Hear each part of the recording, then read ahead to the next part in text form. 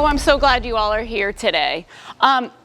We're going to tell you all about who we are and what we do, and maybe many of you already know, but just in case you have absolutely no idea where you are, welcome to Busch Wildlife. We see 5,000 to 6,000 animals every year, so we are a very busy little place.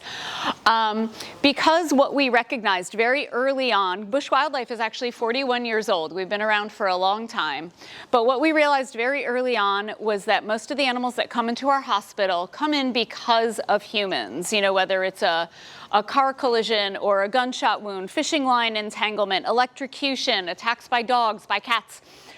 All of these reasons come back to humans. So our secondary arm here at Busch Wildlife is education, and most of you saw a few of our animal ambassadors out this morning. We do use some of our permanent residents as ambassadors to help prevent these things from happening again in the future. And we did just take quite a, that's it, save them. We did just take quite a journey. So, and I really love that theme for this meeting because, there are the literal journeys and the figurative journeys. And I was told you wanted to hear a little bit about my story and how I got involved with Busch. So I'll tell you a little bit about my journey, and then I'll tell you about the journey of Busch Wildlife Sanctuary. And then before we wrap up, we have a 14-minute film that we wanted to show you because it does such a better job of talking about the journey with images, because it's hard to convey the move when, it involved animals. Everybody always wants to know how we move the animals. So we'll go ahead and we'll give you a glimpse into that at the end. So my journey to Florida, because I'm not originally from Florida, was incredibly accidental. After high school, I wandered aimlessly for many years. I started and stopped college countless times, never finished. Worked a lot of odd jobs, went to more Grateful Dead shows than I can possibly count. You know that bumper sticker that says, like, not all who wander are lost? I was lost. I was quite lost. And I eventually ended up in Florida. I was going to stay here for a few days, and a few days turned into a few weeks, turned into a few months. And then turned into a few years. That's it. He knows the story. Eventually, I realized I was living in Florida. And one thing, I'd always loved being outdoors. And I started doing a lot of exploring in the natural areas in Florida. And one of the things that I found so fascinating was that so many of the plants that I had grown and sold in nurseries and greenhouses in cold climates were growing all on their own out in the woods in Florida. And I thought that was so cool. Yes. And then I found out, yeah, but they don't belong here. And I was like, oh, well, that's even more interesting. And I decided I wanted to actually go back to college for real this time. And so I went back to become an invasive species biologist because I wanted to be part of the solution. If these were invasive species in Florida, these are these beautiful areas that I was exploring. I wanted to do something about it. I wanted to be part of it. Part of the requirement for my degree program was to do some volunteer work. And I lived right around the corner from Old Busch at that time. I used to bring my son to Busch Wildlife all the time.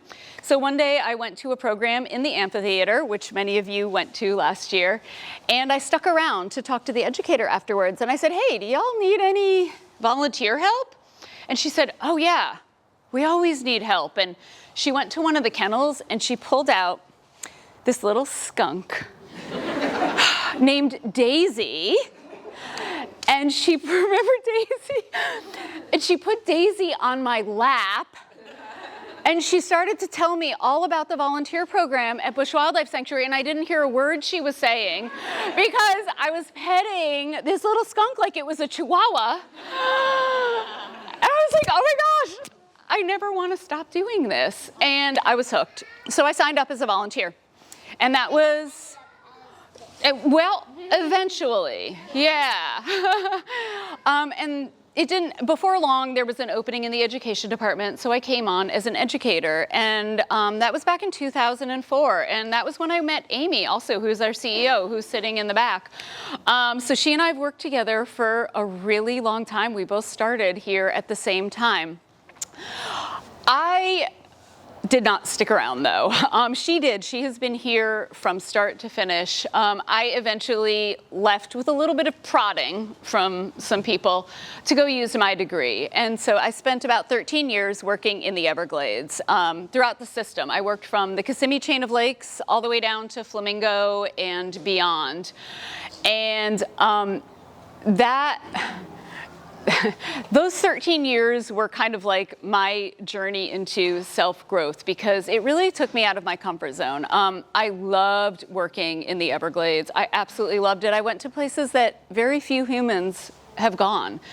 And I'm quite introverted, and I was typically solitary doing my field work, so it really was just perfect for somebody like me.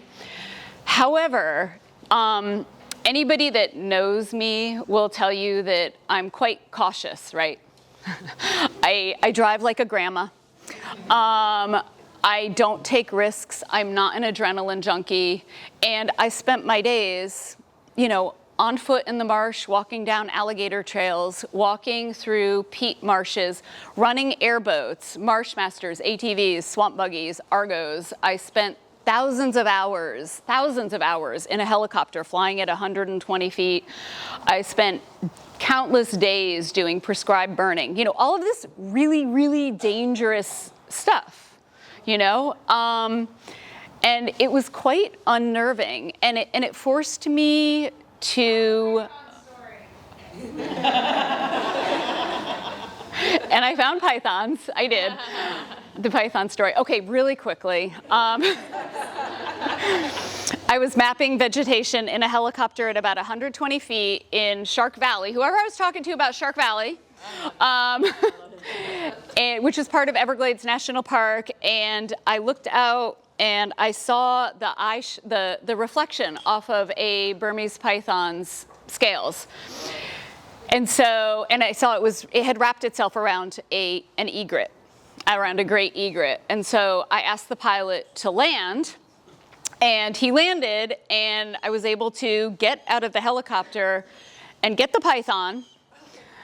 The egret, unfortunately, didn't make it, but the python didn't either. We'll just leave it at that. She jumped out of a helicopter to save a bird from an invasive python.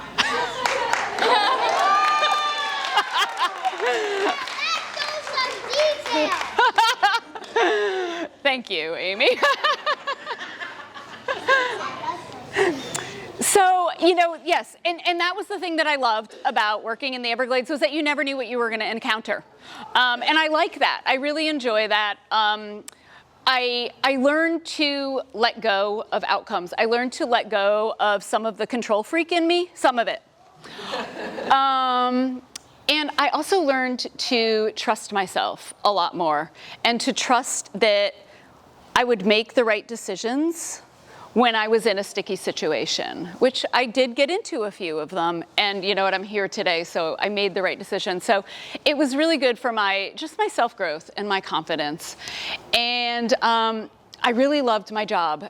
At about a year and a half before Busch Wildlife moved to this location, the position that I am currently in right now was created by Amy, and she asked me if I would be interested in coming back and taking it. And I agonized for, 6 months? And the way biologists make decisions is we make spreadsheets. And so I had, multiple spreadsheets with all the pros and cons, and they were ranked and they were weighted, and there were if statements, and eventually, obviously, I did decide to come back and take this position. And wrangling alligators, holding eagles. If I had come back to be an educator or part of our animal care staff, no problem. Give me a bobcat, I know what to do. But ask me to wrangle people for a living, that was a whole nother phase in, kind of in my growth professionally, working with people every day when I had been out in the Everglades for 13 years being a swamp woman. And I haven't regretted a single bit of it. I feel like I came home. The sanctuary is an incredibly special place. And to be a part of the move was amazing and grueling. I look back on it as just, it's funny because Amy and I were talking about the move the other day. And she was like, it wasn't really that bad. And I was like, what? It almost killed me. Are you kidding me? We all have just different ways of processing, I think.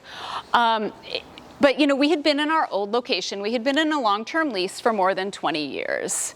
Any of you that have lived in a house for a long time, the process of moving and sorting through all of your stuff and purging and organizing and planning your move, it's a lot, right?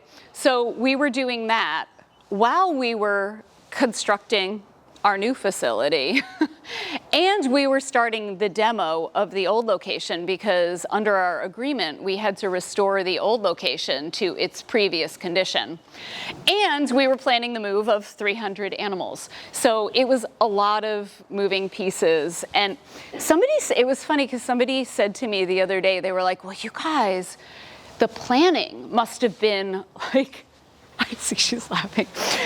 Your planning must have been like impeccable to pull it all off. I was like, huh. You would think. And I mean, no. I mean, you don't do something of this magnitude without planning. You absolutely don't. But you can also get to the point where you spend all your time planning and then you have no time left for doing, right? So yes, there was really good planning. There was a lot of just grit and determination because we didn't really have a choice. So you just got to kind of put your head down and plow through it and make it happen.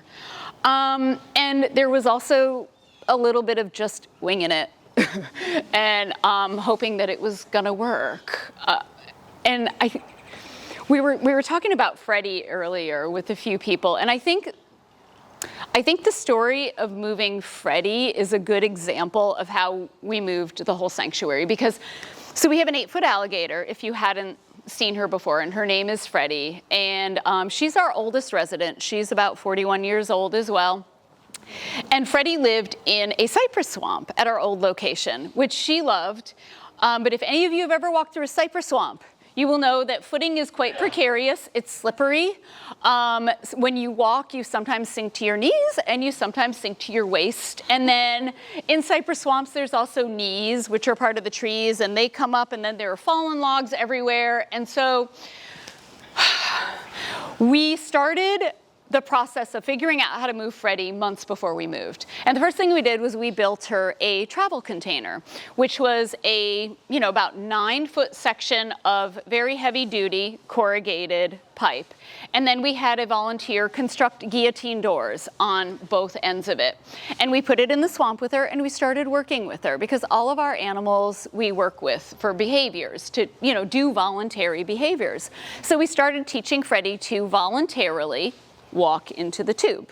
Once we got there, we started lowering one door. You lower it just a little bit, you raise it up. The next day you do the same thing. The next day maybe you lower the door a little bit more, and so on and so forth until we got her to the point where we could successfully lower both doors, close her in completely, and she would just sit there. She wasn't worried at all. She was very accustomed to it. So we knew on the day of the move, we were most likely going to be able to get Freddie into her container. Of course, wild animal, anything can happen. But we had a feeling that part we were going to be able to pull off. The next part we weren't so sure about because once she's in her container, we still have to get her out of the swamp and up onto the boardwalk to move her. And so what we decided we were going to do is just lay down pallets in the swamp, and we were going to get lifting straps, and we would just slowly lift her up, move her a few inches, step a few inches, get footing again, and lift her up, and slowly that way Freddie would make her journey out of the swamp. Was it gonna work? Maybe. Maybe. We had some volunteers, they were like, oh, that is never gonna work. You need to create a block and tackle system up in the cypress trees and pulleys, and you need to hoist her up. I was like, we're not doing that.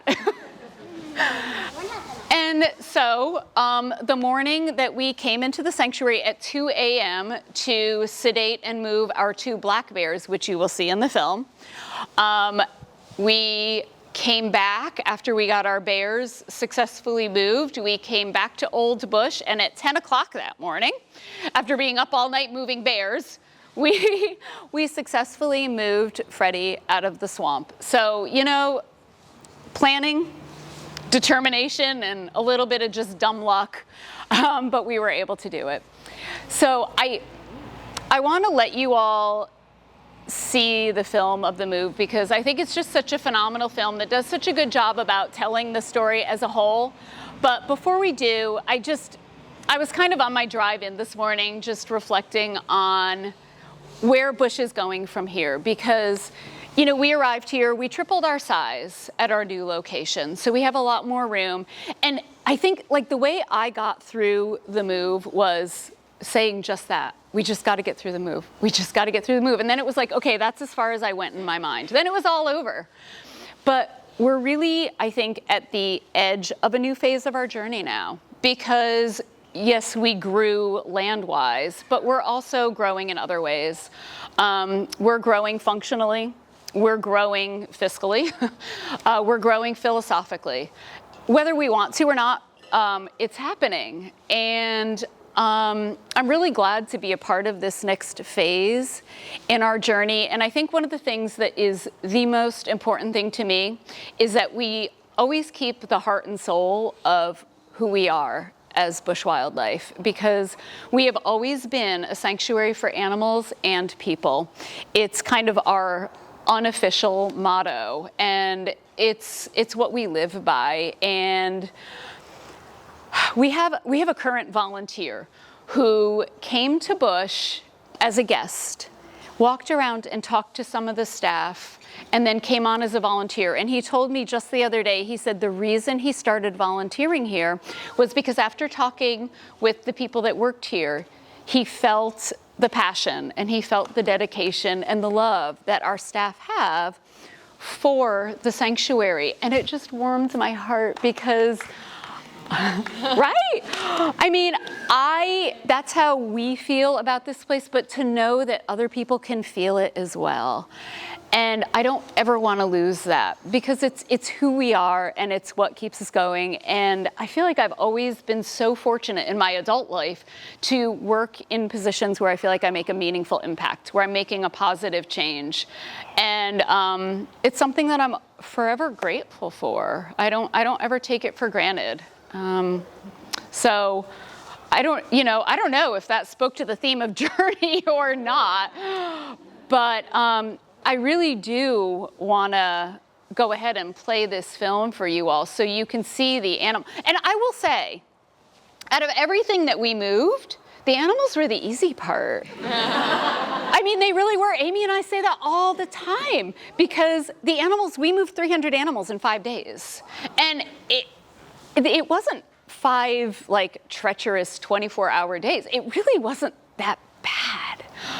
It was all the other stuff. That was the part. The bad stuff, and the good part was the good stuff. Yeah, exactly. Next year, we're going to have you do this talk. So Grace Marrero, who shot all of that and put together this film, she was actually our first birthday party that we ever did at Busch. Sorry, I'm like, Amy and I have watched this, I think, just a few times. And so I haven't seen this in so long. And so I'm a little choked up. I don't know. Sorry. I don't usually get teary that easily. So she was the first birthday party that we ever did at Busch Wildlife Sanctuary. And then she became a junior naturalist, which is like our mini volunteers. And then as she got older, she went into our regular volunteer program.